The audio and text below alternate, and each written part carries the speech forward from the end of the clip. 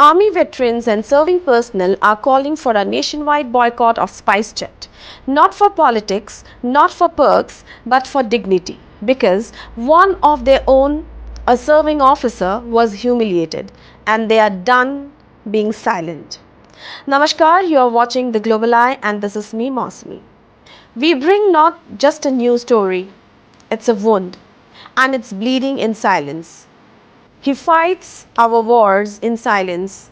He braves the bullet, the frostbite, and the loneliness of the front lines.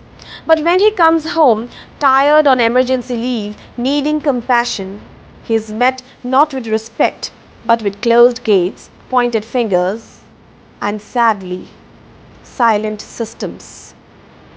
This is not a story from the battlefield. This is a story from our airports where a soldier was made to feel like a criminal, not a guardian. A serving army officer on urgent leave with just a handbag and his soldier's kit cleared check-in. Please remember this. He cleared check-in. Held a valid boarding pass but was denied boarding at the final gate by SpiceJet staff. And as CCTV footage now confirms, he pleaded, showed his pass, pointed to the clearance. But what did he get? A finger in his face, a gate slammed shut, a flight flying away, the very flight that would have taken him home, while he stood watching it disappear like the dignity with which he serves this country. What happened at the boarding gate is not just operational failure. It's empathy failure. The footage doesn't lie. It shows the ground staff pointing fingers, provoking a serving soldier who is taught to endure, not erupt. But even soldiers, especially soldiers, are human. The gate was slammed shut. The flight took off, and so did our conscience. We are not here to justify the officer's reaction. Violence is, of course, not the answer. But what pushed him to that edge?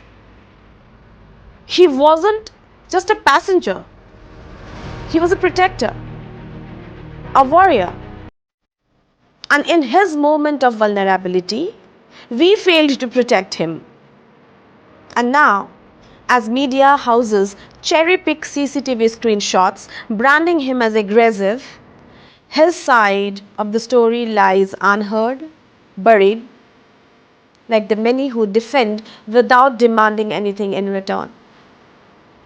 Why is only one version of events shown? Why did no one pause to listen to a man who has spent nights listening to enemy fire? Why is SpiceJet's mishandling not questioned? Why the silence? Is this how we treat our soldiers with microphones on Independence Day and muzzles the rest of the year? Veterans and serving officers are now speaking up. Many are calling to boycott SpiceJet, citing not just this incident but a pattern of mistreatment towards men in uniform. Is this just a PR problem or a much deeper rot? How many times will we look away while airlines mistreat those who safeguard our skies? Where is the accountability? Where is the dignity? This country claps for the army during Independence Day and on Republic Day parades. But when a soldier asks for basic courtesy, we hand him penalties, gate closures, and media trials. He came from a high altitude, a war zone, to be told he is not welcome on a flight he paid for. He paid for that flight. Nation, ask yourself today, was this unavoidable? Could a simple moment of empathy have prevented this breakdown? Why didn't the ground staff pause and ask, is everything okay, sir? How can we help? Instead, they pointed fingers.